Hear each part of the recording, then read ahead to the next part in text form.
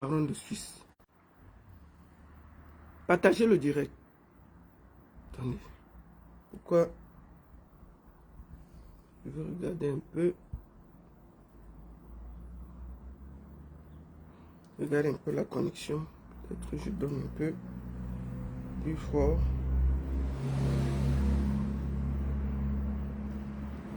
Partagez le direct. Envoyez à vos amis. Partagez. Que je donne un peu la connexion ici. Je vais voir si ça prend automatique ici. Ah ouais, c'est bon. Voilà. Bonjour à tous. J'espère que vous allez bien. Partagez le direct. Envoyez à vos amis. Dites-leur que je suis en direct. Voilà. Excusez-moi. Partagez le direct.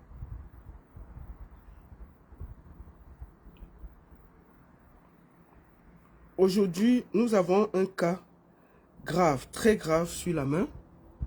Et nous allons aujourd'hui, à titre exceptionnel, je le fais très tôt, parce que je travaille l'après-midi, donc je n'ai pas le temps. Mais je suis obligé aujourd'hui de faire ce direct-là rapidement. Partagez le direct, envoyez à vos amis. Et nous allons recevoir la petite fille qui était censée être reçue hier. Hier, la connexion a beaucoup dérangé, on n'a pas pu la recevoir. Et j'ai vu des gens me dire, oh la baronne, pourquoi tu as posté la petite fille avec avec sa photo, il faut cacher. Bon, première chose, avec l'IA, tu peux enlever tout ce que tu veux là. Tu peux enlever, c'est-à-dire que même si je mets le cœur, avec seulement l'IA, tu peux enlever ça. 1, 2, elle va témoigner elle-même en vidéo et dire la vérité. Moi, c'était ma condition parce que ce qu'elle dit est tellement grave. Je ne peux pas prendre quelqu'un en audio, ça peut être n'importe qui. On parle des vies, donc je ne peux pas. Donc, j'étais obligé de la faire passer normalement.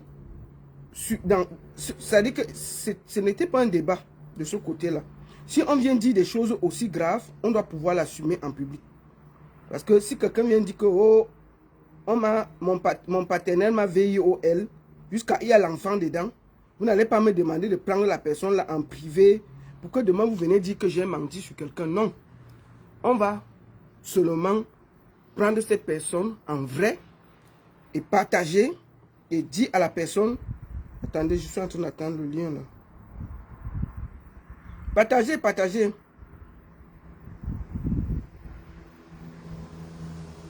Partagez. Donc, on ne peut pas prendre quelqu'un comme ça en audio. C'est tellement grave ce qu'elle dit. Donc, on ne peut pas s'amuser à dire que non, je vais prendre, il fallait couvrir le vide. Non. Et je tiens à dire ceci. Moi, je ne suis jamais allé chercher cet enfant-là. Jamais. Ça passe par son avocat parce qu'elle a porté plainte. J'écoute, l'histoire est tellement grave et la petite veut parler. Elle veut venir sur les réseaux sociaux expliquer. Première chose, je lui demande que envoie-moi une photo qui prouve que tu es enceinte. Je reçois la photo. Envoie-moi une photo de toi, petite, avec ton père. La petite envoie la photo. Envoie-moi une photo de ton père. La petite envoie la photo. Mais attendez. Moi, hier même, je ne devais pas faire le direct. La petite m'a harcelé, dit tata, pardon, il faut que je parle. Et puis, aujourd'hui, ce matin, c'est elle qui m'a réveillé.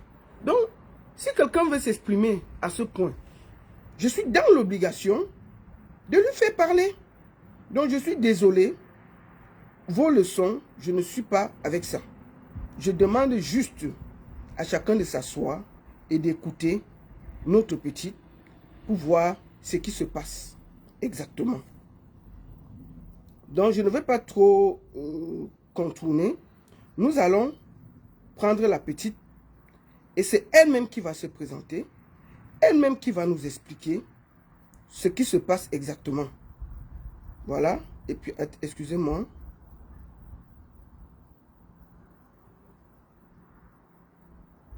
Alors, on va faire simple. Je vais d'abord la prendre. Comme ça, on va gagner du temps. Et on va lui poser des questions. La seule et unique baronne de Suisse. Prenons la petite.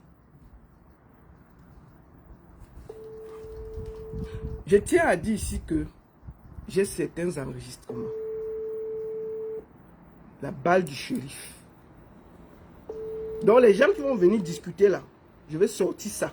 On va laisser la petite parler et après, la balle du shérif va arriver quand vous allez discuter. Ok.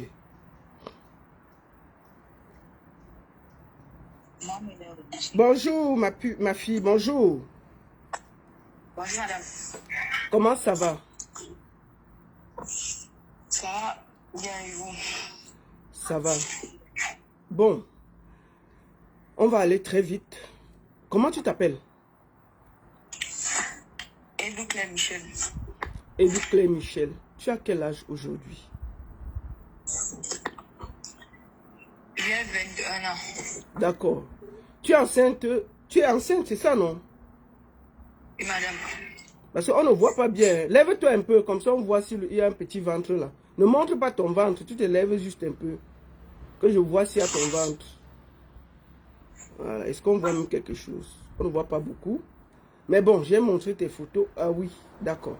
Assois-toi. Tu es enceinte de combien de mois à ton avis? 6 mois. 6 mois. Alors, on veut écouter ton histoire. On veut savoir ce qui s'est passé. Tu m'as dit que c'est ton propre père qui t'a enceinté. Est-ce que c'est ça? Et madame? Comment s'appelle ton père? Edou Michel. Donc, celui qui t'a enceinté, il s'appelle Edou Michel. C'est ça? Qui est ton père? Oui. D'accord. On va commencer par le début. Quand est-ce que les premières fois que Edou Michel, qui est ton père, je vais d'abord, avant de continuer, montrer quelques photos de toi avec ton paternel. Reste là. Reste là. Nous allons aller sur Galerie pour que ce soit clair. Ça, c'est une photo de famille. Et là où vous avez vu le vert, il y a la petite et son père. Là, vous avez vu les petits traits verts. Il y a la petite et le père. Et je vais montrer le père. Ça, c'est le père dont elle accuse. Bon, les photos ne sont pas... Mais je vais montrer une autre photo qui est un peu plus claire. C'est le père ici. C'est le père qu'elle appelle Edou Michel. On va le montrer encore au champ. Voilà. Là, vous voyez très bien la photo. Je vous le montre. C'est elle qu'elle accuse de l'avoir VIOL. Et elle est enceinte de 6 mois. En ce moment où on parle. C'est elle qui le dit. Et moi, j'ai aussi fait quelques vérifications. Je tiens à dire ici que la mère qui était dans la maison est partie du mariage à cause de cette histoire. Et j'ai eu à discuter avec elle. J'ai les audios. Pour que ce soit un peu clair. Donc quand vous allez discuter, on va mettre ça dehors. Pour que ce soit clair. Nous allons aller très simple. Ma fille, raconte ton histoire. Quand est-ce que tu as eu la première fois? Qu'est-ce qui s'est passé? Quand est-ce que ton père t'a touché pour la première fois?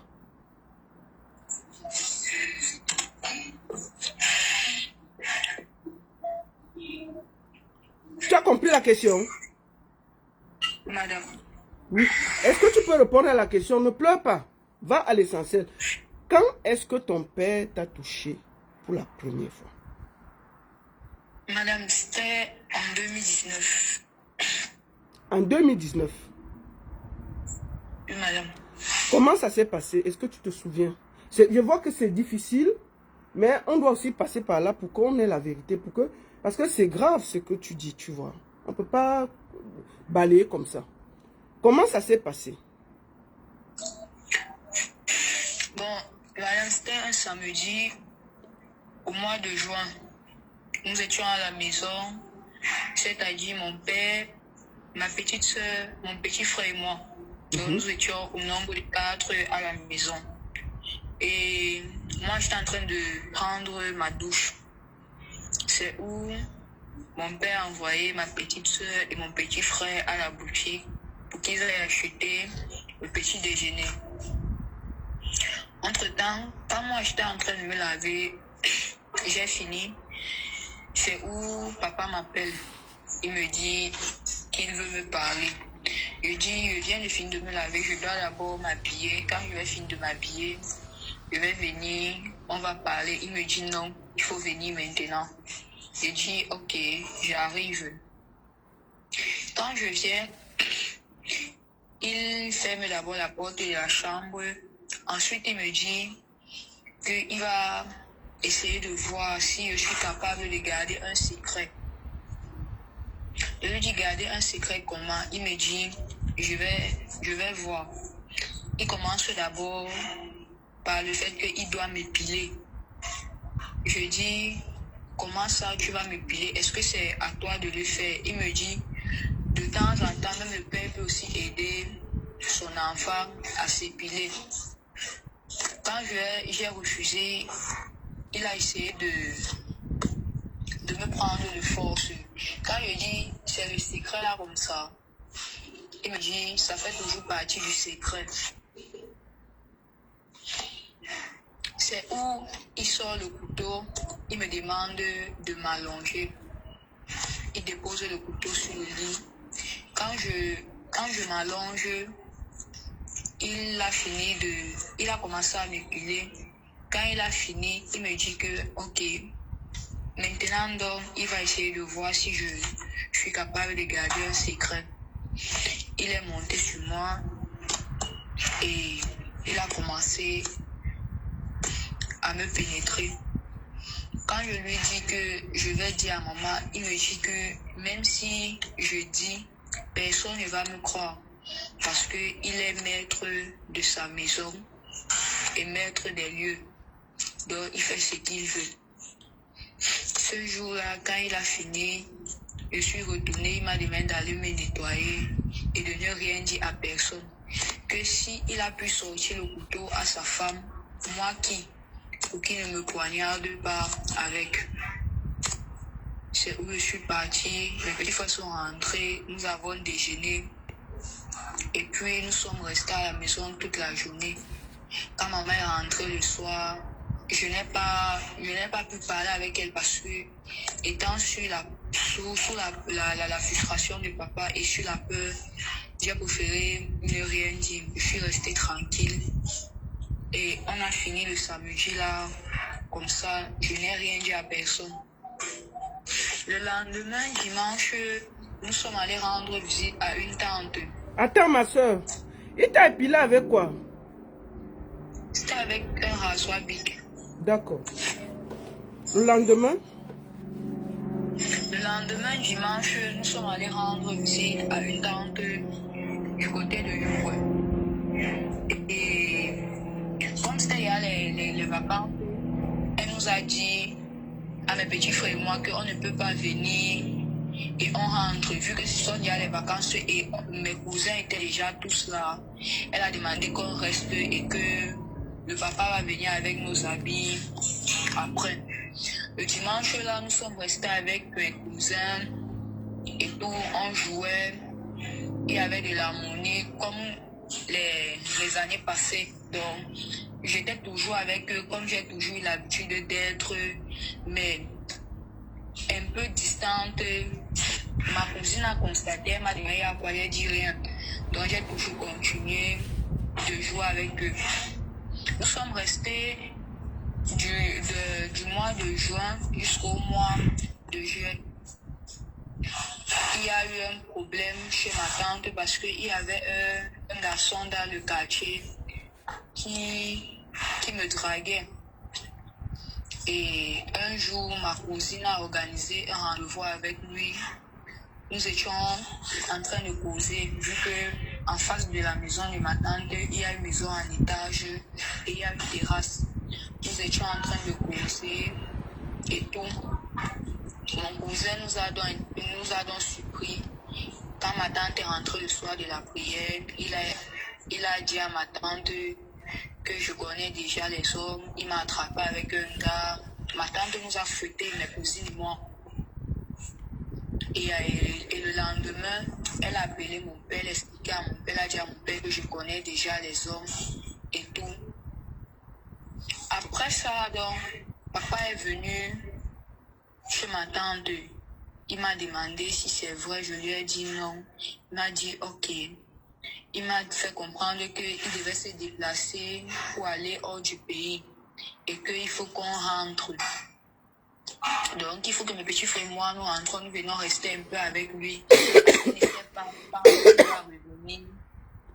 Quand il sera de retour, donc il faut qu'on vienne rester avec lui et maman. Quand il est parti, j'ai commencé à faire des rêves où les bandits sont entrés chez nous, ils ont fait du mal à ma maman et ils l'ont même tué. Et quand je dis ma maman, je parle de sa femme. Parce que ta maman, elle est où? Ta vraie mère, elle est où? Ma maman, elle est décédée. Ah, d'accord. En fait, c'est la deuxième femme de ton père que tu appelles ta maman, c'est ça? Mais ta maman, elle est décédée, c'est ça? Oui, madame. Ok, vas-y. J'ai donc commencé à faire des rêves. La nuit, je me réveillais, je pleurais. Ma cousine me demandait il y a quoi. J'expliquais. Un jour, donc, nous avons fait part de ça à ma tante. Ma tante elle nous a dit que c'est juste le prétexte. Comme on a découvert que je connais déjà l'homme, je suis en train d'inventer tout ça parce que je veux rentrer. Vu que ça se répétait, elle a dû appeler mon père, que mon père vienne nous chercher. Parce que quoi? Parce que tu faisais des cauchemars et puisque tu faisais des cauchemars, tu avais peur et tu as expliqué ça à ta tante et ta tante a dit que c'est parce qu'on t'avait surpris en train de discuter avec le voisin, c'est ça? Oui, madame. Ok, vas-y. Quand notre père est venu nous chercher, c'était toujours un dimanche. Nous sommes donc rentrés. En rentrant, comme cette période-là, il avait la voiture. Donc nous étions en train de rentrer. Il a commencé à me poser des questions pour savoir si je suis passée à l'acte. Si je suis passée à l'acte avec le gars en question, je lui ai fait comprendre que non, jamais. Il m'a dit, ok, il va m'amener à l'hôpital, on va faire le test. Il va voir si ce que j'ai dit est vrai. Il a dit, ok, il n'y a pas de problème, même si on part, tu ne vas rien voir parce que lui et moi, nous ne sommes jamais passés à l'acte. Même un bisou, lui et moi, nous n'avons jamais changé. Nous étions juste en train de causer. Il était en train de me faire part de ses sentiments. Quand nous sommes arrivés à la maison, on a trouvé qu'il y avait nos voisins au quartier qui étaient en train de faire la fête. Nous sommes restés aussi avec eux. On a fait la fête et tout et tout. Et puis, nous sommes rentrés à la maison se coucher. Le lendemain, lundi, quand maman est partie au travail parce qu'elle était secrétaire dans un établissement toujours non loin de la maison. Donc, on peut dire même à 500 km de la maison. Elle est partie au travail. Nous étions toujours à 4. Papa a encore envoyé mes petits frères acheter le déjeuner. Quand ils sont partis acheter le déjeuner, il m'a appelé. Il m'a encore rappelé dans sa chambre. Il me dit que il va me faire le test pour savoir si ce que je lui ai dit hier est vrai. Je lui ai dit, mais tu as dit qu'on devait aller à l'hôpital. Est-ce que c'est l'hôpital ici? Il m'a dit, couche-toi. Quand j'ai encore refusé, il m'a dit, ne me pousse pas à bout. Je me suis couchée et il a encore monté sur moi. Il a fini ses abus et puis je suis allée me changer. Quand maman est encore rentrée le soir, je n'ai toujours rien dit. Je n'ai rien dit à personne. Nous sommes restés. Donc, quand nous sommes restés à la maison, je ne parlais même plus à ma maman parce que je me sentais mal. Donc, quand elle me parlait, je ne répondais pas. Elle me demandait de laver les assiettes, je lavais. Mais quand elle me posait une question, c'était à peine si je répondais. Nous sommes restés dans la situation à demeurer comme elle était. Le jour que je refusais de passer à l'acte avec papa, il me brutalisait, il devenait violent avec moi, il me tapait. Parce que lui et moi, nous n'avons jamais été en contact comme un père et sa fille. Quand j'étais un peu plus petite, lui et moi, nous n'avons jamais été en contact. Même les chaussures, il ne m'achetait pas. C'était toujours ma maman qui m'achetait les sous-vêtements et tout et tout. Lui, il ne fait... Donc, je ne sais pas, mais quand je disais peut-être papa, je n'ai pas de chaussures, il me dit, il n'a pas l'argent. Mais après ça, il achète pour mes petits frères. Pour moi, il n'achetait pas. Donc, si ma maman n'achetait pas, moi, je n'avais droit à rien. Mais quand il avait commencé ses abus, il commençait à s'occuper de moi. Quand il disait, papa, je veux tel truc, il achetait. Papa, je veux ci, il achetait. Quand la situation... Et ma maman m'avait posé la question que, il y a quoi? Pourquoi ton père est devenu gentil avec toi? Vu qu'elle et moi ne se parlaient pas, je n'avais pas répondu à sa question. La situation est restée pareille jusqu'au mois de mars. C'était un mercredi décembre, je n'en pouvais plus. J'ai donc essayé de faire part de la situation à notre responsable de la chorale avec qui j'étais. Je lui avais demandé, je lui avais expliqué l'histoire, mais en lui demandant si ta cousine vient te voir et te dit que son père couche avec elle. Et dans la famille, elle n'a confiance à personne, à part toi. Quel est le conseil que toi, tu peux donner à ta cousine? Ma responsable m'a dit, moi, à la place de ta cousine, je porte plainte à ton père, à son père. Quand elle a dit ça, je me suis mise à pleurer. C'est où elle me demande, tu parles de ta cousine ou tu parles de toi? Je lui ai dit, il s'agit de moi. Depuis un moment à la maison, je ne comprends pas, mais avec mon père, c'est devenu une autre chose. Il me prend comme sa femme. Quand il couche avec moi, quand je refuse même des fois, il me brutalise et tout et tout.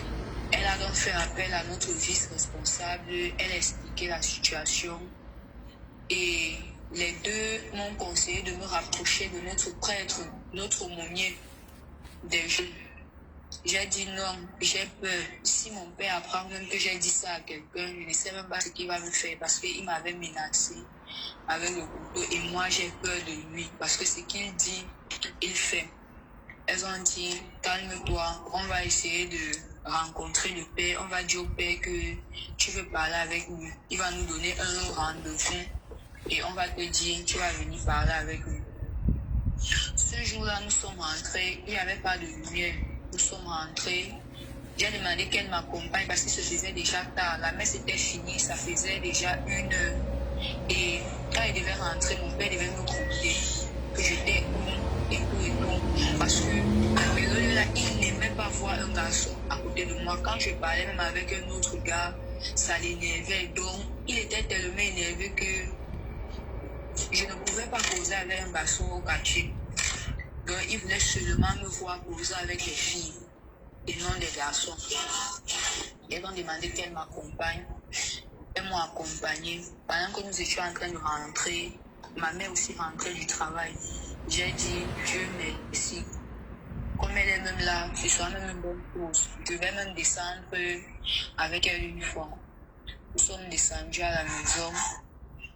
Ce jour, comme il n'y avait pas de lumière, il est venu pour entrer dans ma chambre de force, mais j'avais pu voler une clé chez lui. Puisque ma chambre se fermait à clé, il avait pris une clé chez lui, il ne s'est pas rendu compte, j'ai donc fermé ma chambre ce jour-là. Et je me suis endormie. Le lendemain, il m'a grondé en me demandant pourquoi est-ce que j'ai fermé la porte à clé et tout et tout. Je lui ai dit, parce que je ne voulais pas. Je suis déjà fatiguée, c'est de trop. Il me demande même souvent si tu es mon père.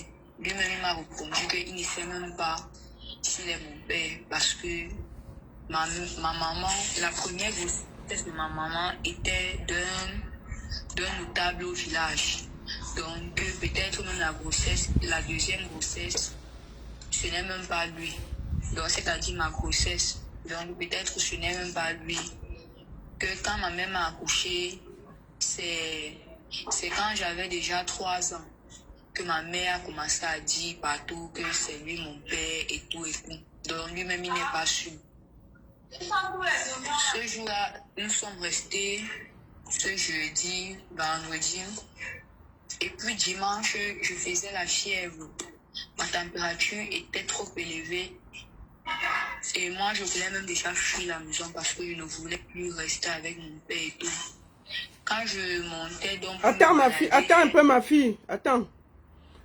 Partagez le direct. Envoyez à vos amis, mettez les cœurs, sécurisez le direct, écrivez Good Life. C'est vous qui pouvez suivre ce direct. C'est vous qui pouvez partager ce direct. C'est vous qui pouvez sécuriser ce direct. Envoyez les cœurs à cet enfant qui a le courage de parler. Envoyez les cœurs, envoyez les cadeaux. Soutenez-la, donnez-lui la force. Parce que ce qui se passe est grave. Avoir ce courage de venir parler, c'est incroyable. Moi, j'ai pleuré, mais elle ne pleure pas. Donc, partagez, mettez les cœurs, écrivez Good Life sur TikTok, sécurisez, partagez, mettez les cœurs, écrivez Good Life. Donnez de la force à cette petite, parce qu'elle est menacée. Vas-y, ma fille. Ce dimanche, donc, quand je partais faire les 100 pas, j'ai rencontré mon maestro en route. Et j'ai fait part de la situation à mon maestro. Je lui ai dit, maestro, voilà une situation que je traverse. Et moi, je veux fuir la maison, mais je n'ai nulle part où aller. J'ai besoin que tu m'aides. Sa première question, c'est, est-ce que tu as fait part de ça à ta mère? Je lui ai dit, depuis un moment, elle et moi à la maison, on ne se parle pas. Donc, je ne sais pas comment l'aborder parce que la situation me met tellement mal à l'aise que il est difficile pour moi de la regarder même en face et tout. Il m'a dit, fais un effort. Tu parles avec ta mère, tu expliques la situation à ta mère. Je suis donc rentrée ce jour. J'ai expliqué la situation à maman. Quand j'arrive même d'abord, je suis à l'entrée de sa chambre. J'ai dit, maman, elle se saute parce que ça faisait déjà un bon bout. Elle et moi, on ne se parlait plus, je ne l'appelais même plus maman et tout. Elle me dit, qu'est-ce qui t'a piqué aujourd'hui jusqu'à ce que tu m'appelles maman? Je lui dis, ne pleure pas ma fille. Ne pleure pas. Vas-y. Je lui dis, il faut que toi et moi, on parle. Elle me dit, viens t'asseoir. Je commence à lui dire, maman, tu as constaté ici à la maison, je devenais un peu distante avec toi, je ne te parlais plus et tout. Tout ça, c'était la faute de papa. Elle me dit, il a fait quoi? J'ai commencé à l'expliquer que depuis la veille du jour que nous sommes allés chez Mbombo à Yukwe, papa avait commencé à coucher avec moi et il m'avait menacé que si je te dis, il va me faire du mal. Donc c'était difficile pour moi de te faire part de la situation. Elle a commencé à pleurer. Elle s'est mise à pleurer. Elle me dit, tu es sûre? Je lui dis, maman, je vais te mentir. Pourquoi? Elle appelle sa maman. Elle explique à sa maman le demande, il y a quoi? Je lui dis, grand-mère, moi-même je ne comprends plus papa parce que il laisse maman à la maison, mais c'est moi qui suis devenue sa femme. Il passe le temps à coucher avec moi. Quand je refuse, il me menace, il me gronde, il commence à être violent. Quand j'ai fini d'expliquer la situation à la grand-mère a commencé à parler avec maman. Elle a demandé à maman qu'il faut d'abord qu'on m'amène à l'hôpital pour confirmer si ce que je suis en train de dire est vrai. Ma maman a appelé la voisine au quartier. Elle a appelé notre voisine la plus proche. Elle a expliqué la situation à notre voisine. Elle a dit, ok, On va aller, vu qu'il y avait un centre de santé qui était proche de la maison. Elle a demandé qu'on aille là-bas. Quand on arrive donc, l'infirmière a commencé à se poser des questions. Il y a quoi? Pourquoi est-ce que ma mère demande qu'on me fasse le test? Parce que l'infirmière nous connaissait. L'infirmière était une amie de la famille. Ma mère lui dit, on essaie jamais, il faut juste faire il faut juste faire une consultation parce que les jeunes rouges vraiment me dépassent. Quand l'infirmière commence à faire la consultation, elle envoie son premier doigt dans mon vagin. Ça entre facilement. Elle dit ok. Elle envoie le deuxième doigt, ça entre. Elle prend dans ses deux doigts, elle envoie. Les deux doigts entrent au même moment. Elle retire. Elle dit à ma mère que le vagin de l'enfant est déjà ouvert, que moi-même ça me dépasse parce que ça c'est un vagin qu'on utilise constamment. Ma mère s'est mise à pleurer. Elle a dit, donc ce que l'enfant est en train de me dire c'est vrai. Ce que je vois généralement à la télé, c'est venu me trouver dans ma propre maison. L'infirmière a demandé il y a quoi. Ma maman n'a pas répondu. Elle a juste demandé à l'infirmière d'être discrète et de ne rien dire à mon père. Après ça, maman a demandé qu'elle me fasse le test du palu parce que j'avais la fièvre. Donc la situation était devenue compliquée pour moi que ce jour, ayant tellement réfléchi, le palu m'avait attrapé.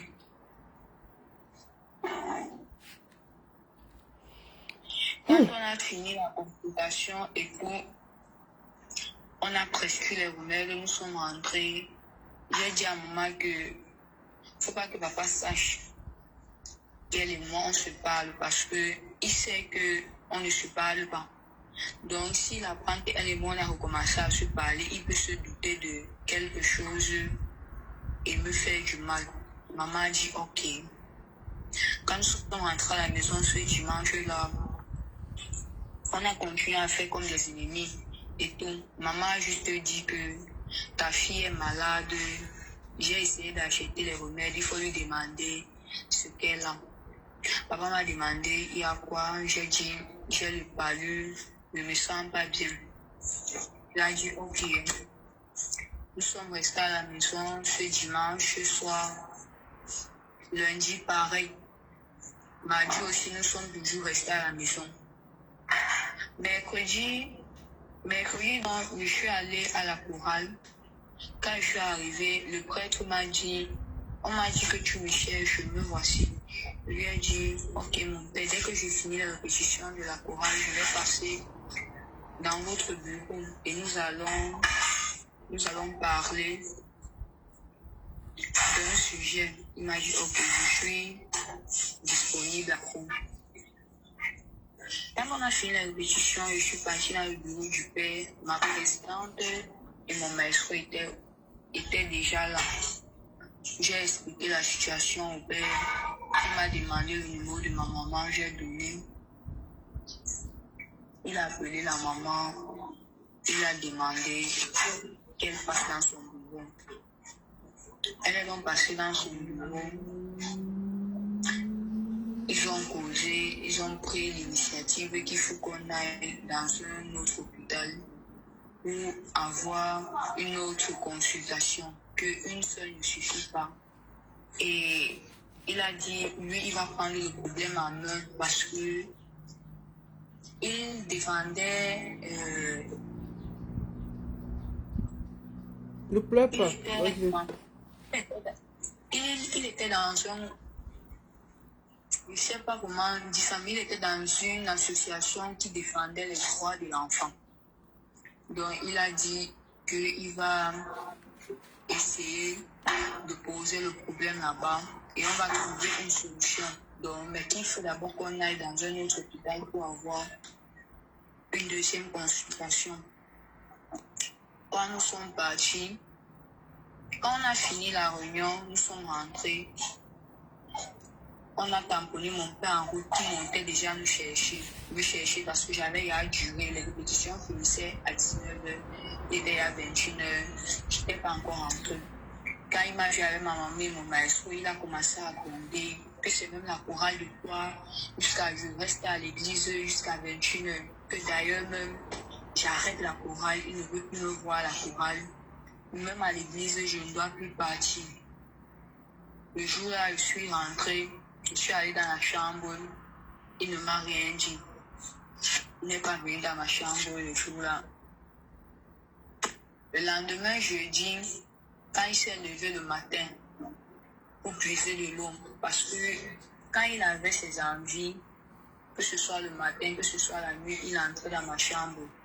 Il ouvrait l'eau comme s'il était en train de puiser de l'eau. Donc ma mère, elle se disait que non, il est juste en train de puiser de l'eau parce qu'il ne dormait pas dans la chambre principale. Lui, il dormait au salon avec ma petite soeur et mon petit frère. Et ils ont préféré dormir au salon. Donc moi, j'avais ma chambre seule. Maman aussi dormait dans sa chambre seule. Le jeudi là, quand il se lève, donc il commence à puiser de l'eau. Maman aussi se lève parce qu'elle connaissait déjà la situation. Donc quand elle a suivi les bruits de l'eau, elle s'est une fois dit que c'était pour qu'il vienne dans ma chambre. Elle s'est donc réveillée le jour là. Elle est venue au salon et elle s'est mise à travailler sur sa machine. Donc, il n'est pas venu dans ma chambre le jeudi là jusqu'à toute la journée. Elle passait. Quand maman rentre dans le soir, elle me dit, demain on va aller à l'hôpital. Donc demain tu ne pars pas à l'école. Et le lendemain c'était vendredi. Elle dit, demain tu ne pars pas à l'école, on va aller à l'hôpital. Je lui dis que non, moi je veux quand même aller à l'école parce que j'ai mon premier cours, langue et culture nationale, que je ne veux pas rater. Et il faut aussi que j'aille à l'école pour demander le billet de sortie, pour ne pas avoir les heures d'absence.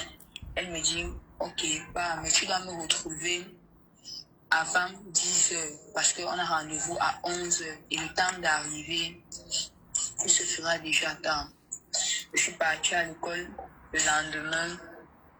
J'ai expliqué la situation à madame de langue en lui disant que je ne pouvais pas finir son cours parce qu'il faut que j'aille chercher le billet de sortie. Je dois aller à l'hôpital avec maman pour tel truc. Elle m'a dit, ok, tu peux partir. Quand je suis arrivée à la maison, je me suis échangée. J'étais même pressée parce que j'avais déjà un retard. Il était déjà 10 heures. Quand j'arrive en route, maman et moi, on se tamponne, on se prend par l'hôpital. L'hôpital Tegal. Pour ceux qui sont au Cameroun, à Douala précisément, l'hôpital Tegal. Nous sommes allés là-bas, on a commencé les consultations et tout. Partout où nous sommes passés, c'était toujours le même résultat. Les infirmières disaient que ça c'est un vagin qui est ouvert. Donc, la personne qui monte sur cet enfant, c'est une personne vraiment de haut calibre. D'après le dit, maman a dit, ok.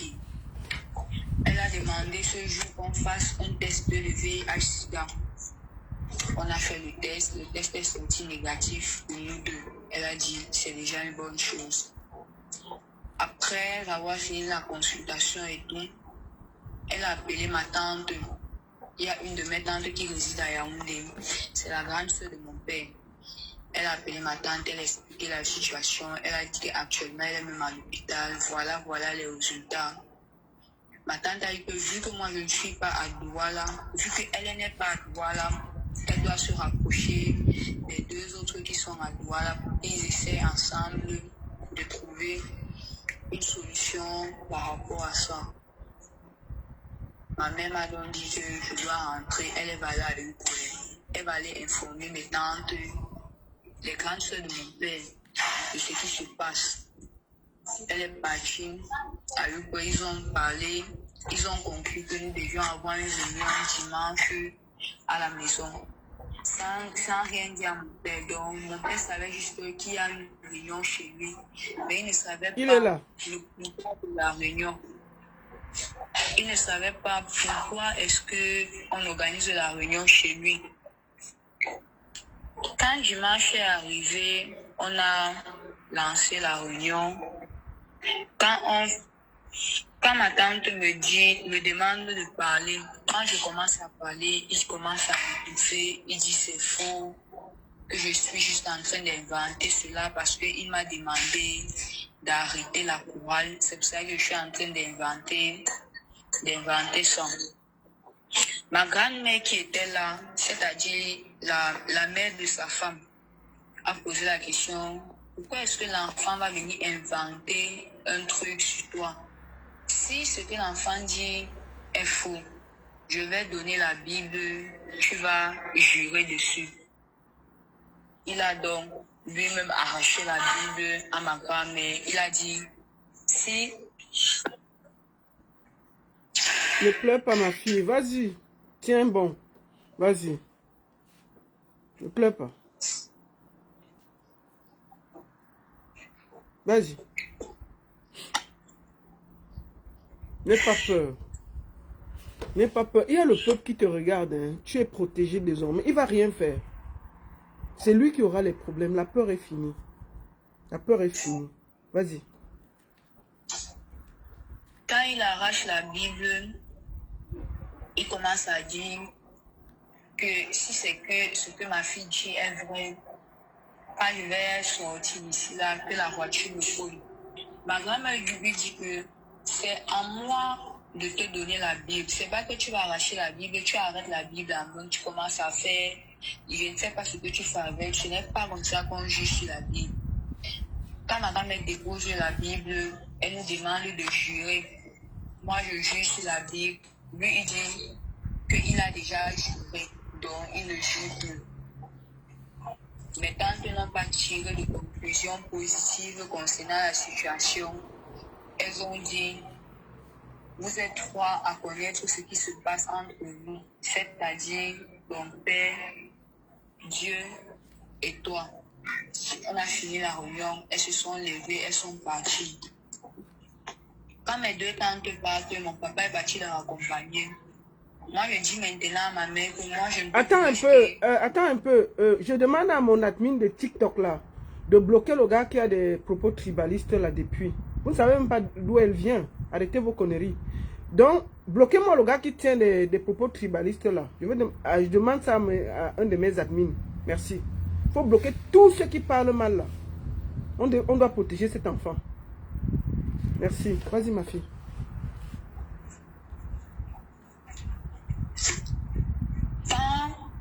Je dis à maman que moi je ne peux plus rester à la maison parce que vu qu'il connaît déjà, il peut rentrer là, il se met à me taper, on ne sait jamais. Donc moi je préfère partir.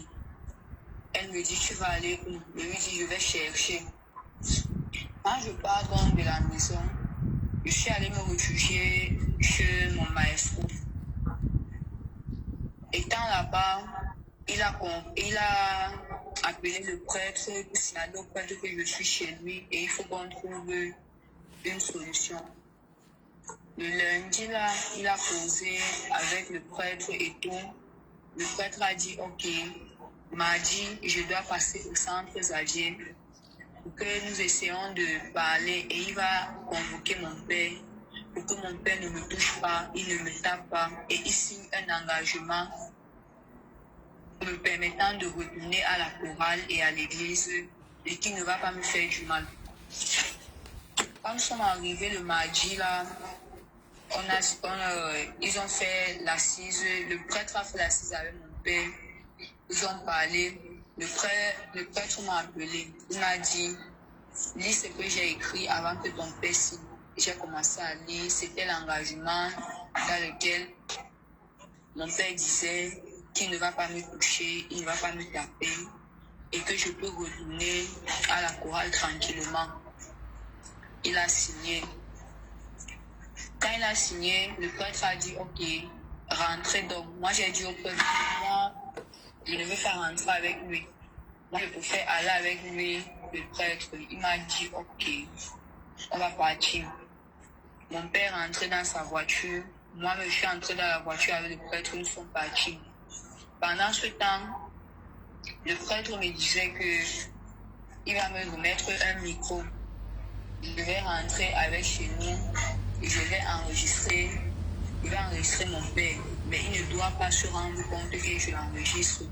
Parce que s'il se rend compte, il peut détruire les preuves.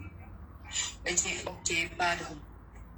Quand nous sommes arrivés à la maison, le prêtre a demandé à voir ma chambre. Il est parti dans ma chambre, il a vu ma chambre, il a fini, il a fait la prière. Quand on a fini, j'ai décidé de le raccompagner dans sa voiture. Quand il le raccompagne, il me dit, j'ai vu telle place dans ta chambre. C'est l'endroit adéquat pour mettre le micro. Mais ne le montre à personne, même à ta mère, ne montre pas. Elle dit, ok, mon père. Je n'ai pas montré le micro à ma mère. Elle a fini. Elle allait accompagner une voisine qui était à la maison. Moi, j'étais dans la cuisine en train de faire frire les plantains pour manger. Mon père a commencé à me parler, il me posait des questions, que pourquoi est-ce que j'ai dit à ma mère, elle n'est même pas parentée avec nous. Donc, je pense qu'elle peut m'aimer plus que lui, mon père. Que je connais la musique de Longuet Longuet qui dit une autre femme ne peut pas aimer un autre enfant comme son enfant. Pendant qu'il était en train de parler, il ne savait pas que j'étais en train de l'enregistrer. C'est où je lui pose la question en disant que si je t'avais demandé un jour d'arrêter, est-ce que tu allais arrêter? Il me dit oui. Je lui dis que tu n'allais pas arrêter. Combien de fois quand je disais non ici, tu me menaçais, tu me tapais. Donc ceci te disait que arrête, que tu allais arrêter. Directement, ma maman est rentrée et on a arrêté la conversation. J'ai pris le micro et je suis allée garder. Le lendemain, mercredi matin, quand je me suis réveillée, je devais aller à l'école. J'ai dit que non, il faut d'abord que je fasse écouter l'enregistrement à ma maman. Elle doit savoir. Parce que d'un côté, je ressentais qu'elle doutait un peu de ce que je disais. Quand elle a écouté l'enregistrement, elle m'a dit, ok, il faut aller remettre au prêtre. Le mercredi soir, là, je suis partie à l'église, j'ai remis le micro au prêtre, j'ai dit au prêtre que non, j'ai expliqué la situation à maman, il m'a grondé, il a dit, mais en tout cas, ça va aller. Après ça, les problèmes ont commencé à la maison entre le père et la mère, ils ont commencé les problèmes et tout et tout. Dans les débats, maman a commencé à lui dire que, en tout cas, l'enfant a même déjà commencé à porter plainte contre toi. Donc, quel qu'en soit ce que tu comptes faire, ça ne va pas aboutir. L'enfant a déjà porté plainte contre toi. Et on a les preuves, on a des enregistrements, on a des résultats de l'hôpital. Il a donc commencé à venir vers moi en me disant que pourquoi est-ce que je suis allée porter plainte contre lui. Je pense que si aujourd'hui il n'est plus à la maison, ma mère va m'aider plus que lui. Que c'est faux. Elle, au contraire, elle va plutôt me chasser de la maison. Elle va préférer sécuriser ses petits frères. Et que où il est là, il a une maladie. Celui qui est derrière, c'est son père qui a VIOL et qui est enceinte de 6 mois. Continue. C'est où il dit que j'ai une maladie et il me reste peu de temps à vivre. Donc je ne peux pas aller en prison, je préfère mourir avec vous. Moi maintenant, faisant confiance à mon père, j'ai donc décidé d'aller voir le prêtre. J'ai dit au prêtre d'arrêter toutes les procédures, que je ne veux pas qu'on enferme mon père, je ne veux pas qu'il aille mourir en prison et tout. Le prêtre m'a dit, ok, il n'y a pas de problème. Quand j'ai fini de causer avec le prêtre, je suis revenu à Dieu, j'ai parlé avec le prêtre, il a dit qu'il va tout effacer, on arrête tout. Peu de temps après, il a commencé à être violent avec moi, il me menaçait, il me tapait, il me grondait pour bien. Moi, j'ai donc dit que je ne peux plus rester ici. Il a donc quitté la maison, je dormais dans des chantiers. Des fois, je dormais dans les salles de catéchèse à l'église. Les salles de catéchèse, vu qu'elles étaient ouvertes, je dormais là-bas. Un jour, il m'a donc vu, il a décidé d'aller me laisser chez ma tante, la petite sœur Amara. à ma femelle qu'il ne veut pas porter sa malchance. Si je suis dehors, quelque chose m'arrive là-bas, c'est lui qui doit répondre de ça, qui va aller me laisser là-bas. Quand il est parti me laisser là-bas, chez ma tante, on a fait une réunion ce jour avec mes oncles maternels. Mes oncles ont dit que ok, je vais rester. Comme j'ai décidé que je veux revenir dans ma famille maternelle, je viens rester avec eux, ils n'ont pas de problème, nous allons rester ensemble. Nous sommes restés, même là-bas, ils ne me laissaient pas. De temps en temps, ils venaient toujours me saboter chez ma tante, que je suis un mauvais enfant, il faut que ma tante me mette dehors et tout. Le mari de ma tante a donc décidé de me ramener chez lui. Ils ont porté mes affaires, ils sont allés me laisser chez mon père. Pendant qu'ils étaient en train de parler, de tirer une conclusion, moi j'ai dit que moi je ne veux pas rester ici. J'ai donc fui, et les ai laissés avec mes affaires et tout, je suis partie. Ma tante et mon oncle aussi se sont levés, ils sont rentrés. Bien après, je viens trouver qu'il avait mis mes habits en route. J'ai porté mes habits, j'ai gardé chez un voisin. De temps en temps, je passais là-bas, me changer et me laver. Entre-temps, je dormais toujours dans les salles de catéchèse, dans des chantiers et tout et tout. Des fois, je dormais même chez certains camarades en cachette, à l'issue de leurs parents, parce que si on savait que j'étais là-bas, ça pouvait causer des problèmes à mes camarades. J'ai fait ça jusqu'en 2023. Donc, de 2021 jusqu'à 2023, c'était comme ça que je vivais. Et je suis tombée sur une maman. Avant même de tomber chez la maman, j'avais rencontré son fils sur Facebook. Il me draguait et tout, mais on ne s'était jamais vu. Un jour, il est donc venu dans notre chorale. Il a dit qu'il veut faire la chorale. Moi ne le remarquant pas, ne sachant pas qui c'est, je ne l'adressais presque pas la parole.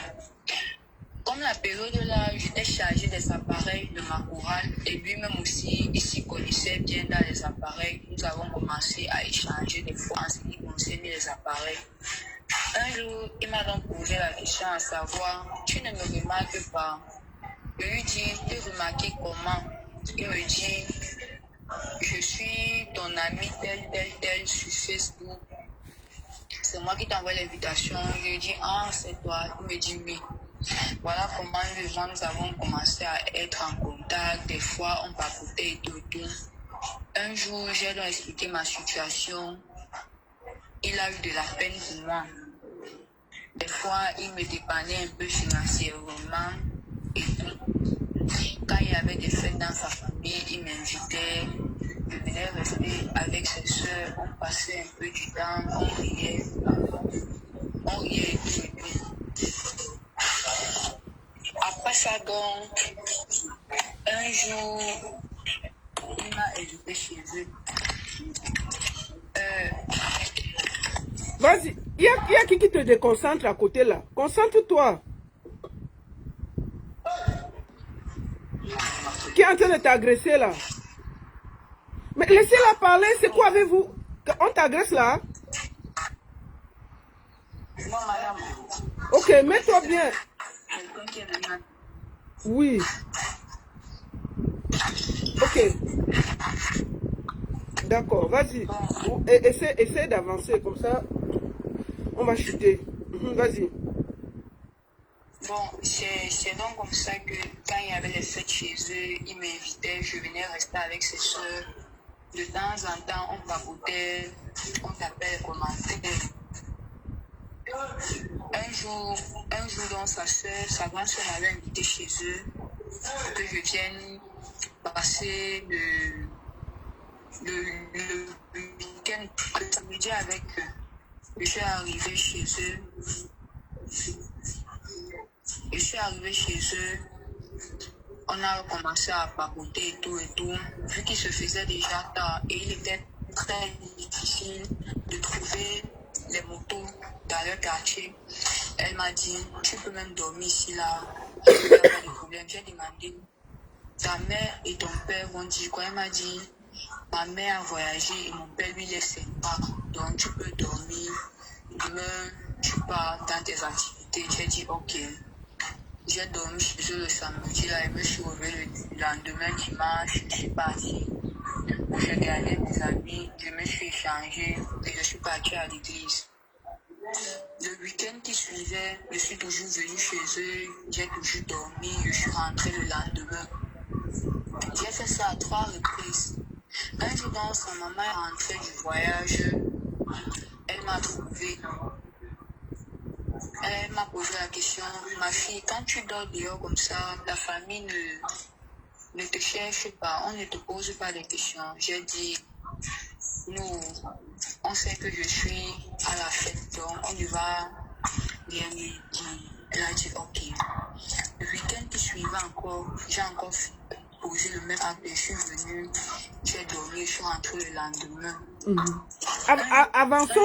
Avançons un peu, qu'on aille à l'essentiel, parce que sinon on va passer. C'est que l'histoire est tellement longue, tu vois ma fille. Maintenant, la famille t'a permis, la maman là t'a adopté, tu lui as raconté ta situation, c'est ça? Madame. Oui, vas-y, vas-y. Faut pas te fermer, hein, parce que je crois que tu es un peu sur la défensive, je comprends. C'est-à-dire que tu as raconté à la maman là ce que tu as vécu, c'est ça? Et elle a permis que tu restes là-bas, c'est ça?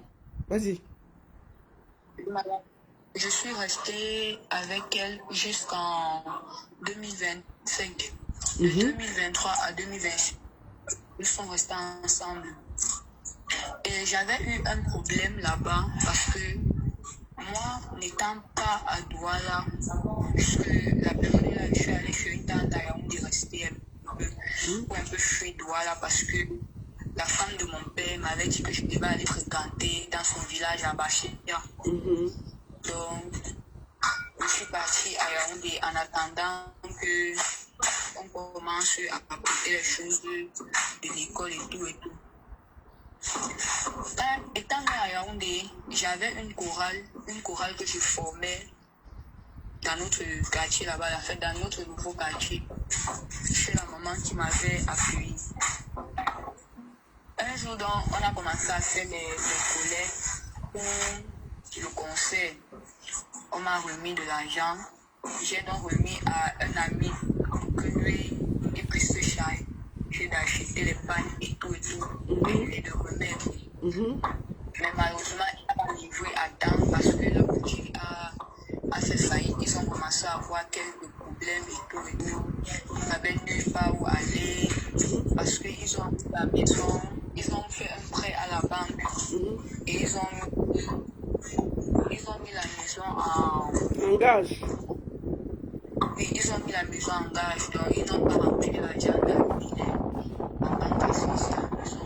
D'après c'est dit, puis l'argent à temps et moi je n'avais pas la somme qu'on me demandait et tout. Le papa de la maison m'a donc mis dehors. Que tant que je ne remets pas l'argent, je ne reviens pas à la maison. J'ai encore commencé à flâner. Je suis retournée chez mon père. Là, on parle déjà du janvier 2026. Donc, au vu du fait que tu as fui, je vais résumer, tu as fui pour aller à Yaoundé parce que tu ne voulais pas retourner dans la famille de ton père. Tu es allé chez une tante à Yaoundé et de la tante à Yaoundé, tu étais dans une chorale que tu formais et il y a eu des pagnes qu'on devait faire pour la chorale. On t'a remis de l'argent pour ça et toi tu as remis à un ami qui avait une boutique. Et l'ami, ils ont eu des problèmes, ton argent a été bloqué et tu as eu des problèmes à cause de ça et on t'a encore foutu dehors, c'est ça non? Je n'étais pas chez une tante, j'étais déjà chez la maman qui m'a... D'accord. C'était que je demandais à mon ami de payer l'argent. D'accord. Alors, au vu de tout ça, tu as encore flâné et tu étais dans la rue. Tu dormais encore de maison en maison et désespéré, tu as dû retourner en janvier 2026 dans la maison de ton père, c'est ça? D'accord. Raconte. C'est où nous avons fait une assise avec mes petits frères. C'était le 1er janvier. Je disais à mon père que il faut que le monde arrange nos différends et tout et tout. Je faisais ça parce que je voulais retourner à l'école parce que j'avais arrêté l'école.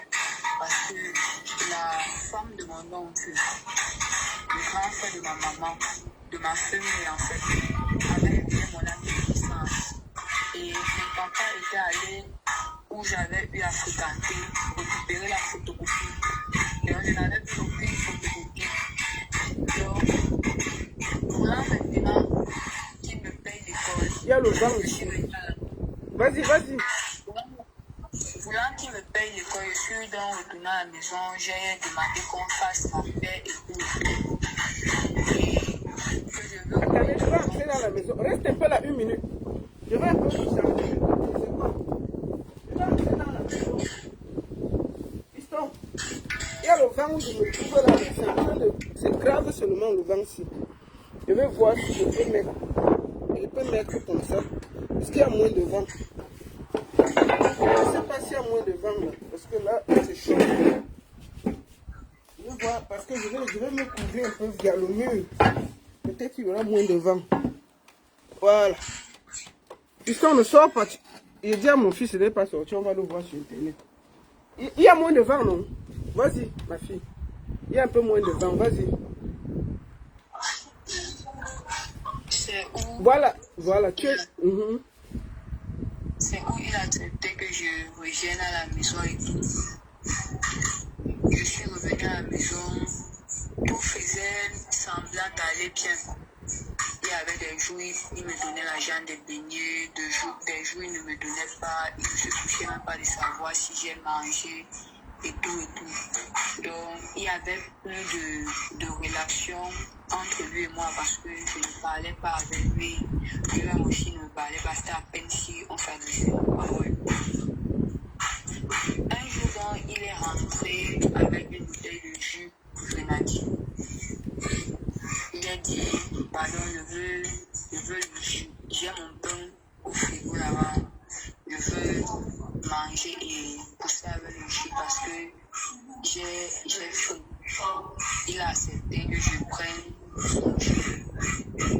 J'ai donc j'ai bu. Quand j'ai bu le jus, je ne sais pas ce qu'il y avait dans le jus parce que j'ai dormi toute la journée, toute la nuit et la journée du lendemain. C'est-à-dire que, je récapitule, ça veut dire que tu rentres chez ton père en janvier 2026. Tu te dis, après avoir erré, tu ne veux plus les problèmes, tu veux essayer de voir ce que tu peux faire. Et là, ça se passe plus ou moins bien, ton père se calme. Et un jour, en mars, tu as du pain, et il y a tu voudrais un jus, il achète un top grenadine. Et il t'offre. Et tu as bu ce jus, tu as dormi presque 2 jours, c'est ça? Voilà. Tu as dormi de quelle heure à quelle heure? J'ai dormi de 17h à... J'ai dormi de 22h à 17h du lendemain. D'accord. Et quand je me suis relevée à cette heure-là, quand il est rentré, je suis sautée. Après ça, j'ai commencé à me sentir un peu bizarre. Le lendemain, il était bizarre. Je commençais déjà à être pâle et tout et tout. Mais je me disais que non, c'est juste le palu parce que je ne m'alimentais pas bien. Je suis donc restée à la maison. La période là, je n'avais pas vu mes règles. J'ai donc commencé à lui dire que je ne sais pas pourquoi je ne vois pas mes règles. Il faut qu'on aille à l'hôpital. Peut-être que j'ai encore attrapé une infection. Parce qu'il y avait des moments quand j'attrapais les infections, je voyais mes règles en retard. Et alors, il m'a dit qu'il faut qu'on aille à l'hôpital. Que peut-être j'ai attrapé une infection. Mais il refusait toujours. Il refusait, je ne comprenais pas le sens de son refus. Quand je suis tombée malade, donc, je suis allée chez une infirmière au quartier. Elle m'a fait la consultation et tout et tout. Je suis rentrée, elle m'a dit, si ça ne va pas, que je revienne, elle va essayer de redonner une autre dose. Quand je suis rentrée à la maison, j'ai donc dit à mon père que voici les remèdes qu'on m'a prescrit, je n'ai même pas encore l'argent pour payer. Il m'a dit, il va aller payer tout et tout. J'ai dit, ok. La période là, j'ai pris les remèdes, ça n'allait toujours pas. Je suis encore partie voir la maman, elle lui a dit que ça ne va pas. Que les remèdes qu'elle m'a donnés, c'est comme si ça ne fait pas effet. Elle m'a dit, il faut seulement qu'on me place la perfusion. Elle m'a donc placé la perfusion. Elle m'a donc injecté, elle m'a mis le cathéter, elle m'a injecté les remèdes du palud et tout. Après ça, j'ai continué le traitement et le traitement était gratuit parce que je faisais la chorale avec ses enfants.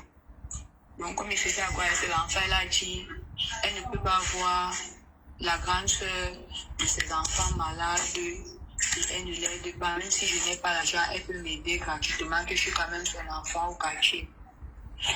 Elle a donc commencé le traitement. Quand elle me soigne donc, un jour, je viens et lui dis que, ma, aujourd'hui, j'ai vomi, je ne sais pas pourquoi.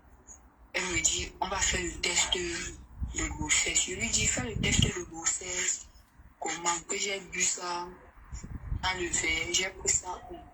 Elle me dit, on ne sait jamais, on va faire le test. Quand on fait dans les tests de grossesse, ça sort positif. Et j'étais déjà à 2 semaines de grossesse. Elle me dit, tu es enceinte. Je lui dis que non, ça ne peut pas être moi. Qu'elle a seulement... On va dire mais que c'est toi, ce sont tes urines. Je lui dis non. Elle me dit, explique-moi. Pourquoi tu dis non? Je lui dis non.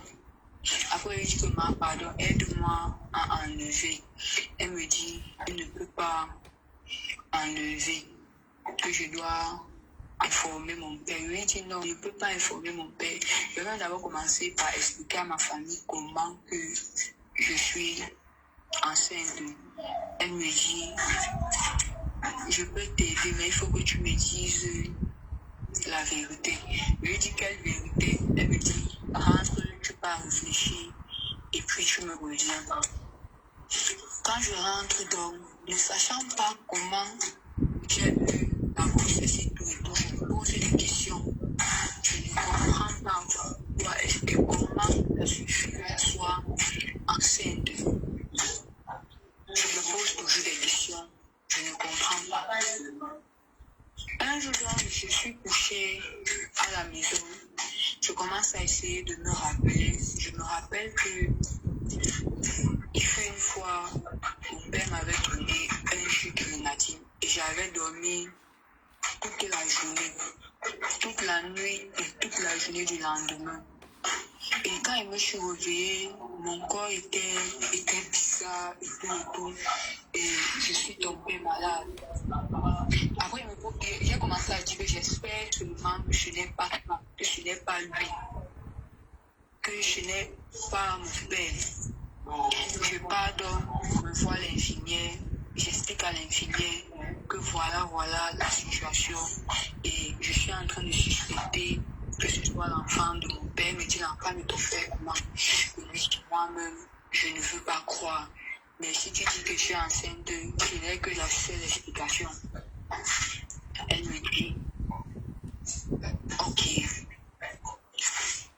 tu veux donc enlever, mais il me faut l'accord d'un membre de ta famille. Le temps pour moi d'expliquer à une tante, elle avait déjà informé mon père que je suis enceinte et que je veux enlever. Mon père lui a dit que même si je reviens vers elle avec combien de millions, qu'elle ne me fasse pas l'avortement. Ils se sont entendus que ok. Je rentre donc à la maison. Il me dit que... Non, c'est moi qui lui dis que, n'est-ce pas, on t'a dit que je suis enceinte. Maintenant, donc, on va faire comment? Parce qu'il faut que j'enlève. Je ne peux pas quand même garder l'enfant si. Il me dit, on ne jette pas les liens du sang. Je lui dis, on ne jette pas les liens du sang. Comment? Donc, je vais garder l'enfant si et expliquer comment que c'est en même temps mon enfant et c'est mon petit frère. Il me dit, je t'ai dit, on ne jette pas les liens du sang. Je ne veux plus parler du sang. Je reste donc, je dis que maintenant, si je vais faire comment, je ne trouve pas la solution. La période là, c'était la période qu'il y a une de qui était décidée et le deuil était à Yaoundé. Je suis partie. Avant de partir, je lui dis que comme je suis en train de partir là, c'est pour aller à voter. Il me dit, si tu essaies, ça ne va pas réussir. Il me dit, tu vas sauf que garder l'enfant. Je lui dis, garder ça comment? Il me dit, pas garder l'enfant. Je quitte donc, je pars à Yaoundé. Quand je pars à Yaoundé, j'explique aussi à mes tantes de là-bas. Elles me disent qu'il faut... Ça va ma fille, vas-y. Quand on te laisse parler, ouais, laissez-la parler. Oh, laissez-la se concentrer, vas-y, tu expliques à Yaoundé. Pourquoi tu marches partout comme ça, ma fille? Tu as peur de quoi? Assois-toi, vas-y. Le problème est que le réseau est un peu instable. Oui, mais là où tu es placé, là, le réseau marche bien. Même si y a le bruit, c'est pas grave. Vas-y. D'accord, c'est où, ayant expliqué à mes tantes de Yaoundé, elles me disent qu'il faut qu'on porte plainte. Je leur dis, je ne peux pas porter plainte quand je n'ai pas encore expliqué à mes tantes le droit là. Elles vont prendre ça comment? Elles me disent, ok, on me donne le transport, que par à Douala, tu expliques la situation à tes tantes et elles disent ce qu'elles vont dire, tu reviens ici. Quand j'arrive donc à Douala, j'explique à ma tante, la petite soeur de ma mère, je lui dis, Tanti, voilà la situation et tout et tout. Moi-même, je ne sais pas comment faire. Ma tante dit que si je lui avais dit ça depuis, on devait enlever. Mais que maintenant, on ne peut plus enlever, que je suis déjà à 2 mois, on ne peut plus enlever. On a donc convoqué une assise. On a interpellé mon père. Ma tante dit à mon père que ta fille dit qu'elle est enceinte de toi. Qu'est-ce qu'il faut faire? Il dit que ce n'est pas lui le tort, mais que si je décide de garder l'enfant, il va prendre soin de l'enfant. Mais qu'il ne prend pas soin de l'enfant en tant que le père de l'enfant. Qu'il prend juste soin de l'enfant en tant que le grand-père. Ma tante dit, comment on est en train de t'accuser que tu as enceinté ta fille, tu dis que tu vas prendre soin de l'enfant, mais tu prends soin de l'enfant en tant que le grand-père. Ça veut dire que tu acceptes que c'est ton enfant. Il dit non, ce n'est pas ce que j'ai dit. Il a commencé à contourner la situation. Il a dit à mes tantes, en tout cas, je vais vous envoyer 10 000 qu'on fasse l'échographie et connaître le sexe de l'enfant. Nous étions en joie quand il disait qu'il va envoyer 10 000. Mes tantes aussi sont restées. J'ai même dit, allons porter plainte.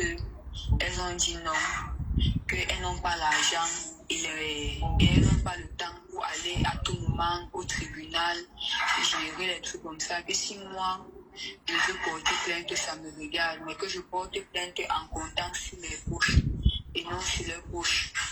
On a convoqué encore 2 autres assises. Mon père devait toujours dire ce qu'il a lieu de faire avec la poche. Il disait toujours que non, je n'enlève pas et tout. Qui ne veut pas chercher chercher l'enfant là sans me voir. Ma famille m'a tenu là, donc dit que ok, je vais seulement accoucher. Que comme mon père dit que je vais accoucher, je vais seulement accoucher. Je demande dans ma tante que je vais accoucher un enfant, je vais expliquer que c'est l'enfant de qui. Je vais dire pourquoi à l'enfant, qu'en même temps c'est mon petit frère, en même temps c'est mon enfant. Ma tante me dit, tu accouches, tu vas donner à ta tante. Comme il y a une de mes tantes qui n'a pas d'enfant, elle dit que j'accouche, que j'aille lui donner. Je lui ai dit, non, moi je ne veux pas garder l'enfant si. Elle me dit que ton père qui ne veut pas chercher l'enfant si sans voir. Et elles ont dit que ok, comme c'est donc comme ça, vous supportez mon père, restez donc avec lui. Moi je vais me débrouiller, me battre seul à trouver une solution. Depuis juin, que mon père a dit qu'il va envoyer 10 000 pour que j'aille faire l'échographie. Nous sommes déjà en mai. Je n'ai jamais eu à faire une visite. Je ne suis jamais à l'hôpital, même seulement pour qu'on me prescrive le para. Rien. J'ai tout maigri. Quand je passe seulement, on me demande que c'est quoi. Regarde, tu es là, tu es pâle, il faut prendre les fers et tout. Parfois, j'ai des problèmes de dos, j'ai des problèmes de rein. Je n'ai jamais rien pris. Quand je l'appelle, on fait comment, il me dit que va voir tes tantes. Donc, si moi je ne donne pas l'argent, tes tantes ne peuvent pas donner l'argent. Que l'enfant n'appartient pas à une seule famille, l'enfant appartient aux deux familles. Quand elle va voir mes tantes, elles me disent que ton père dit qu'il va gérer, non. Attends qu'il fait. Donc, vu que la situation est déjà difficile pour moi, j'ai donc décidé de me rapprocher du service social de Tokoti. C'est où on m'a mis en contact avec Maître Moutaga, qui m'a mis en contact avec Maître Fabien. Et c'est Maître Fabien qu'on m'a conçu comme mon avocat, qui m'a mis en contact avec la baronne. Okay. Et depuis pratiquement 2 semaines, nous essayons de trouver une solution concernant ce problème. Ok. Mes chers frères et sœurs, mères, sœurs, filles, je vous confie cet enfant, une orpheline, qui a perdu sa mère. Je pleure, parce que son histoire est terrible. Elle a perdu sa mère. Elle porte un enfant qu'elle ne désire pas. Elle n'a jamais été à l'hôpital, elle n'a rien. Même un examen prénatal, elle n'a pas pu le faire. Je vous invite à l'aider.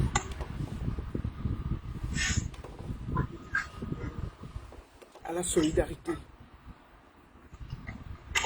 Donnez une chance à cet enfant. J'ai tellement mal. Je connais son histoire. Depuis 2 semaines, je la suis. C'est terrible. Je veux juste qu'elle puisse aller à l'hôpital. Elle a 6 mois de grossesse. On ne peut plus enlever. Il faut qu'elle accouche. Et qu'on sache ce qu'on va faire. Elle ne veut pas garder cet enfant. Elle ne veut pas accoucher. Mais on fait quoi? On la tue. On fait quoi d'elle? Je vous appelle tous à la solidarité. Aidez-la. Si vous avez des mères, celles qui peuvent l'adopter, celles qui peuvent lui tendre la main, faites-le. Aidez-la à ne serait-ce que faire ses soins, aller à l'hôpital, à se sauver. Elle a perdu sa mère, mais son père est un monstre. Je vais au même moment mettre la photo de son père. Si vous voyez un enfant qui a interpellé la famille, les prêtres, les soeurs, c'est pas qu'elle n'a pas fait quelque chose. Elle a tout fait. Mais tout le monde l'a abandonné. Ma fille, est-ce que tu as un numéro OM où je peux appeler à la solidarité, qu'on te donne quelque chose, pour ne serait-ce que aller à l'hôpital, te soigner, dormir, manger et te prendre en charge? Si vous pouvez l'aider, parce que là où elle vit, peut-être elle ne pourra plus y être, je ne sais pas, parce qu'elle dort de maison en maison. Aidez-la. Même la famille l'a abandonné. Vous avez écouté. Ma fille, est-ce que tu as un numéro où tu as confiance? Parce que je sais que tu n'as pas de téléphone. Il faut que tu donnes un numéro où si quelqu'un a 10 euros, 20 euros, envoyez à cet enfant. Je vous en supplie. Chaque fois que je vous ai donné, je vous ai demandé la solidarité, vous avez répondu. Je vous invite à tendre la main à cette petite orpheline. Parce que je ne considère pas ce monsieur comme son père. C'est un monstre. Ma fille, est-ce que tu as un numéro de téléphone et un nom où les gens peuvent te déposer un OM, où les gens peuvent te déposer quelque chose? Oui, madame. C'est quoi? C'est un OM? Oui, madame, c'est un Est-ce que OM. moi, je peux déposer un OM de chez moi et puis je te transfère tout l'argent? Pas de problème, madame. Pour être sûr que personne ne va utiliser cet argent. Et madame, il n'y a pas de problème. Alors, je vais faire, moi, je me charge de prendre tout et de lui envoyer. Je vais vous rendre compte sur chaque centime. Nous allons essayer de voir si on peut faire sa layette, si elle peut suivre les soins, si elle part à l'hôpital. Je m'engage à tout faire. S'il vous plaît, si vous avez moyen, je vous donne un OM. Je vais appeler mon fils Lambert. C'est Lambert Aizé. C'est par lui que nous avons cotisé l'argent de la maman de Steve. Je vais vous donner le numéro. S'il vous plaît, vous pouvez déposer un OM là-bas. Déposer le maximum. Plus 237. Attendez, où est son numéro là? Pourquoi j'oublie toujours son numéro? On va faire par lui. Attendez, pourquoi j'oublie son numéro là? Alors, Lambert, easy. Lambert, envoie-moi ton numéro.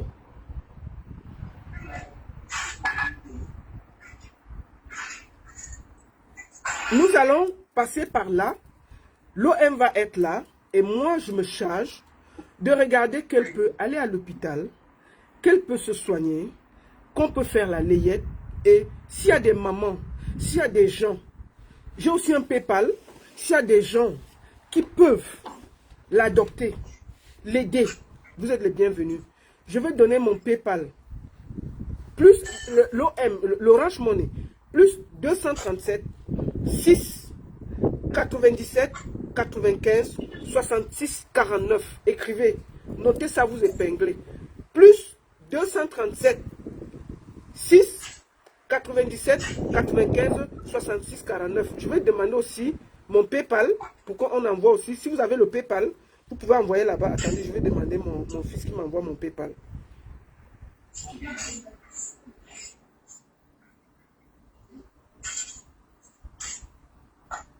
Attendez, pour que je ne dise pas n'importe quoi. Mais je vais aller au PayPal pour que je sois clair. Attendez, excusez-moi, je crois que j'ai le numéro PayPal quelque part ici. Pour que j'ai le contrôle. Et nous allons aider cette petite.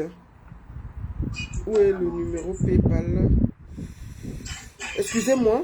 Alors, n'oubliez pas, faites un dépôt pour cette petite fille. Nous allons ensemble l'aider à faire la layette, à aller à l'hôpital. Dès demain, je vais commencer. Si vous avez envoyé quelque chose, dès demain, nous allons d'abord l'envoyer à l'hôpital pour aller commencer les tout premiers soins. Attendez. Oh là là, où sont les photos de PayPal là? Putain. Excusez-moi. Attendez, ils sont en train d'envoyer le PayPal. Notez le numéro. Plus 237. Plus 237. Plus 237. 6 97 95 66 49. Si vous avez 10 euros, 20 euros, 30 euros, déposez. Nous allons nous occuper de cet enfant. Elle a passé sa vie à souffrir. Depuis l'âge de 14 ans, elle subit les assauts d'un... Nous sommes aussi en justice, hein, je peux vous rassurer ça. Elle a porté plainte. Et nous allons suivre ça. Le PayPal, c'est @ivanael10. Je vais écrire le PayPal sur Facebook. Pardon. Je vais écrire le PayPal sur Facebook. Je vais écrire le PayPal sur Facebook que je vais épingler. Arrobase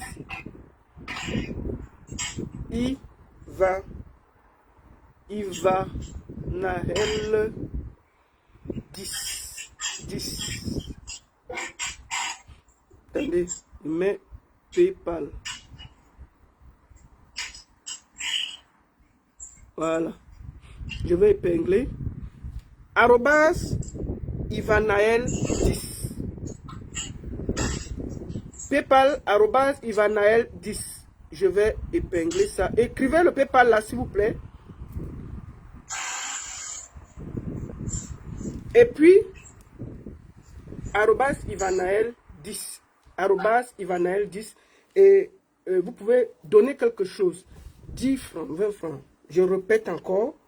00237 6 97 95 66 49. Je répète le numéro 00237 6 97 95 66 49. Ça va lui permettre, on va dès demain s'il y a quelque chose, l'envoyer, faire les premiers soins.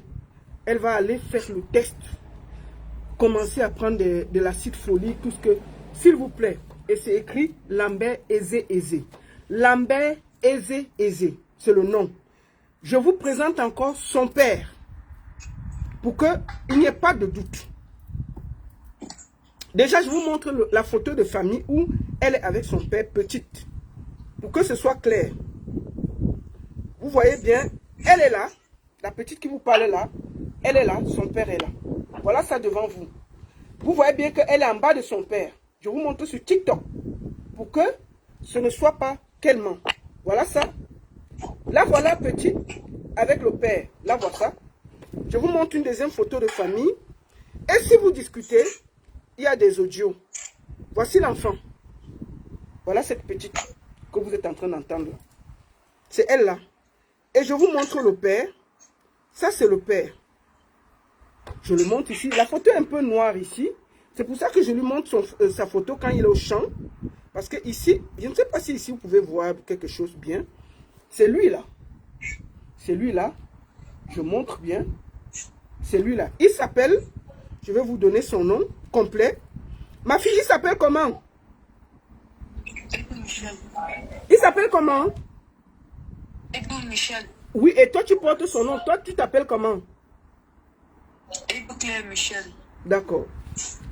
Toi tu t'appelles Edou Claire Michel et ton père s'appelle Edou Michel et c'est lui qui a fait tout ce qu'il est en train de faire là. C'est ça?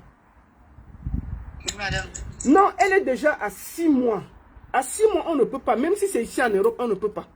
L'enfant a 6 mois. Quand il y avait 2 semaines, elle a essayé. Quand il y avait 2 mois, elle a essayé. Maintenant, elle est à 6 mois. Ma fille, si discute un peu, place un peu derrière, le ventre est déjà comme ça. Attendez, je vous la montre. Elle a un gros ventre. Vous voulez qu'on enlève comme ça, comment? Vous faites ça même comment? Enlevons même le monsieur là. Attendez. Voilà le ventre. Voilà le ventre de l'enfant-ci, comme vous voyez là. On va enlever ça comment? Voilà le ventre devant vous.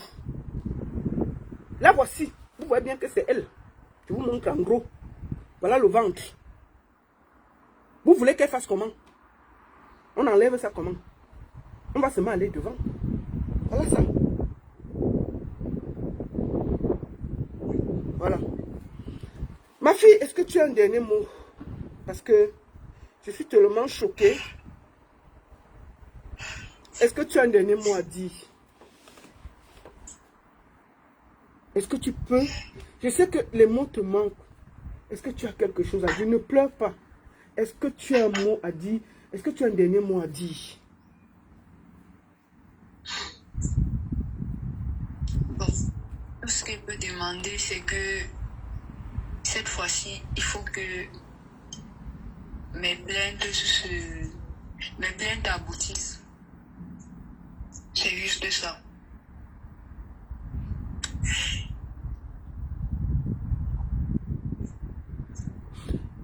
Écoute ma fille, est-ce que tu peux appeler un peu à la solidarité? Si les gens veulent t'aider, ils peuvent t'aider. Si tu peux demander, demande. Et nous, on est là pour appuyer. Est-ce que tu as un dernier mot à appeler à la solidarité? Que les gens t'aident. Tu as déjà trop souffert depuis l'âge de 14 ans. Est-ce que tu as un mot à demander? Et tu remercies aussi la maman qui te garde en ce moment.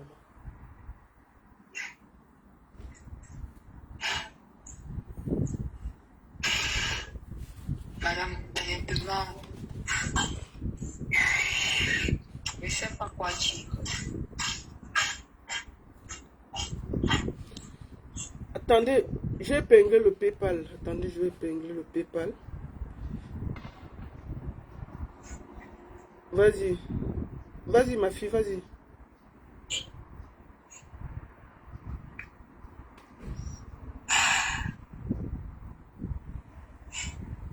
S'il vous plaît, ayez la main sur le cœur. Je vous appelle à la solidarité.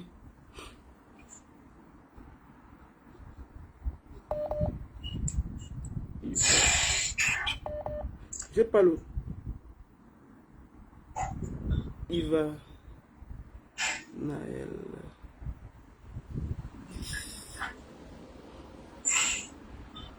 Voilà, j'ai mis le PayPal. J'ai épinglé. Attendez, je vais épingler ça. Ok. Voilà, le PayPal est épinglé. Vous pouvez... Tu n'as plus rien à dire. Madame. Ok, si tu n'as plus rien à dire, alors on va te laisser. Merci beaucoup, ma fille, pour ce témoignage. Comme tu as vu, ta plainte, nous allons tout faire pour qu'elle aboutisse. Sois forte. Je sais que ce n'est pas facile de porter quelque chose qu'on n'a pas voulu. Et j'appelle ici les mamans. Si vous êtes une maman, si vous avez du cœur, nous pouvons tous se mettre derrière cet enfant.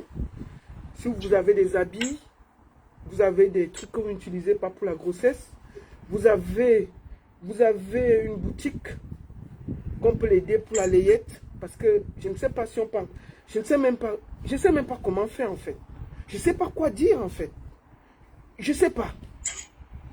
Donc, si vous avez des vêtements, des poussettes, des trucs, pour l'aider, ne serait-ce que ça, et que si vous êtes dans un hôpital, qu'on peut l'aider à suivre, ne serait-ce que ça. Et puis si vous êtes une maman qui pouvait adopter, je ne sais pas, cet enfant, je ne sais pas. Je ne sais pas. J'ai pas de mots. Je n'ai pas de mots. Donc, merci beaucoup à tous. Et ma fille, au revoir. On reste en contact.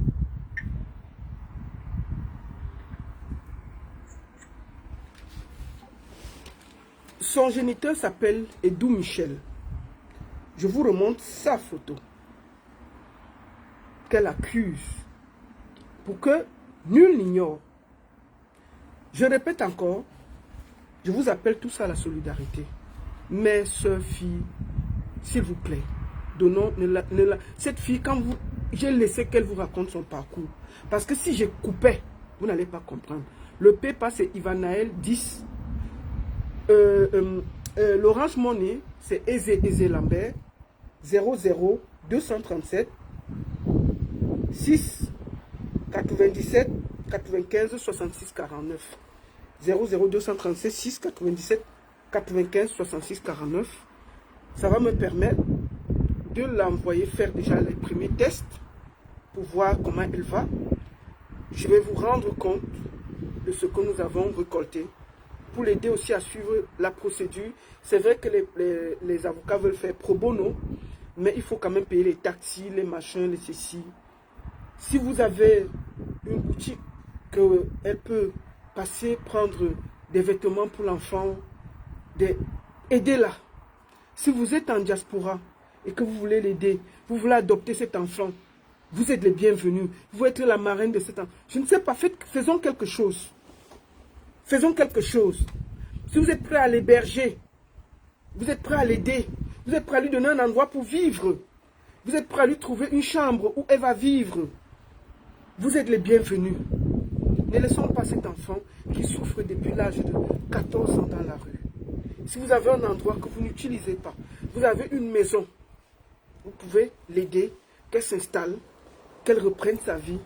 Je reprends le numéro, plus 237 6 97 95 66 49 ou le PayPal @ivanael 10. Il y a plein de gens qui m'écrivent déjà qui peuvent lui donner les vêtements. Le plus important maintenant, c'est qu'elle aille à l'hôpital. Elle n'a jamais fait ne serait-ce qu'un seul examen de grossesse. Rien. Elle dit que son dos la fait mal. Elle ne fait que maigrir. Elle n'arrive plus à marcher. Donc il faut qu'on commence même déjà à l'amener à l'hôpital.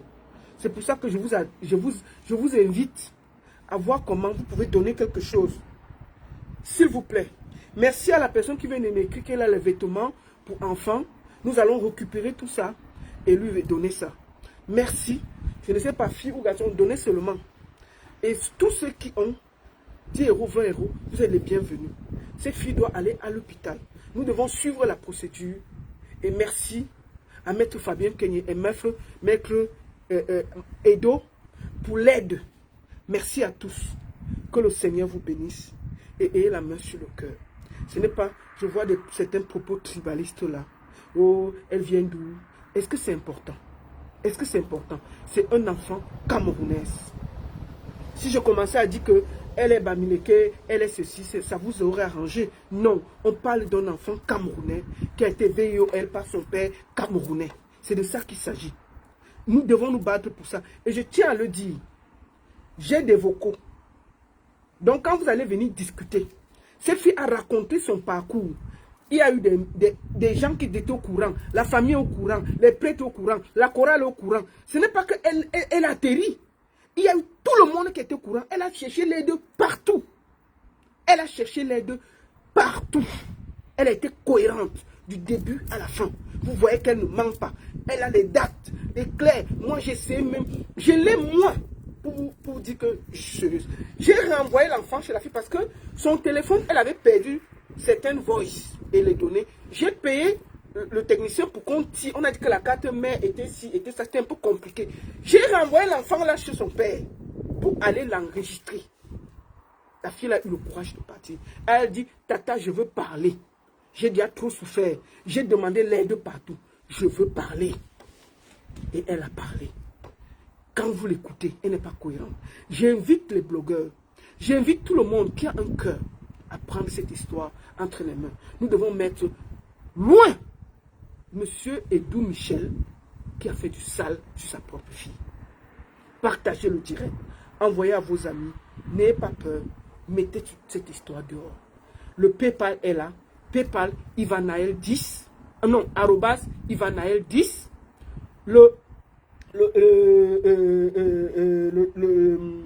Comment on dit? L'Orange Money 00237 6 97 95 66 49. Je vais vous rendre compte de tout ce que nous allons récolter. Première chose qu'on va faire, d'ici demain, cette fille ira comment on dit, faire ses premiers examens médicaux. Si vous êtes docteur, vous êtes infirmière, vous avez une clinique, vous pouvez faire ça gratuitement, nous sommes preneurs. Si vous pouvez me dire, la baronne, écoute, j'ai une clinique, envoie l'enfant, elle vient faire les tests, nous la prenons en charge pour l'aider au côté, comment on dit, pour l'aider pour tout ce qui est médical, nous sommes prenants. S'il vous plaît, aidez-nous. Merci beaucoup à tous. Et je vous appelle encore à la solidarité. Ça pouvait être votre enfant, votre soeur, votre mère, votre fille. C'est une orpheline et son père a détruit sa vie. Monsieur Edou Michel, bravo. Félicitations. Je ne sais pas comment on peut sortir son mythe et mettre sur son propre enfant. Terrible, incroyable, abominable, satanique. C'est la folie. Merci beaucoup à tous. Partagez, partagez, partagez et ne vous taisez pas. Elle a donné le nom, elle a donné son parcours. Rendez cette histoire virale.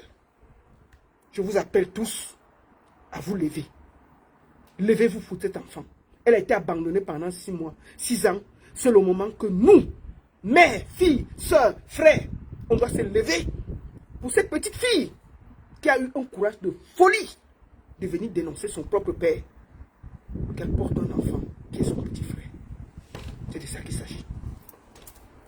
La seule et unique baronne de Suisse, ça ne chauffe pas. Ça ne chauffe vraiment pas. Partagez, partagez, partagez. Si vous pouvez aider, aidez. Si vous avez une clinique, vous avez quelque chose, vous pouvez pouvez aider, le PayPal est là, l'Orange Money est là. Donnez, si vous pouvez médicalement l'aider, vous nous dites dès demain, on va l'envoyer chez vous, vous commencez à la prendre en charge. Merci, merci, merci, et que le Seigneur vous bénisse. Amen. Merci.